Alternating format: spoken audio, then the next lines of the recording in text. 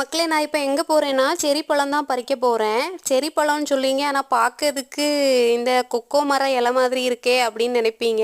நானும் அப்படி தான் நினச்சேன். நம்ம ஊரில் இருக்க கொக்கோ மரம் நம்ம விளையிலலாம் நட்டுருப்போம்ல, அந்த மாதிரி விலைக்குள்ளே போகிற மாதிரி தான் எனக்கு தோணுச்சு.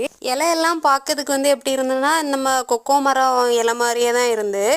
எங்கள் வீட்டிலே முன்னால் ஒரு செரி மரம் நின்று, ஆனால் அதில் முள்ளெல்லாம் இருக்கும், இலை இந்த மாதிரி இருக்காது, குட்டியாக இருக்கும். பிறகு அந்த செரி பழம் எப்படி இருக்கும்னா வெள்ளையும் பிங்கும் கலந்த மாதிரி இருக்கும், நல்லா புளிப்பாக இருக்கும். நாங்கள் உப்பில் போட்டு தான் சாப்பிடுவோம், சும்மாலாம் சாப்பிட முடியாது. இது பிள்ளைகள் சும்மாயே பறித்து சாப்பிட்டுட்டு இருந்தாங்க.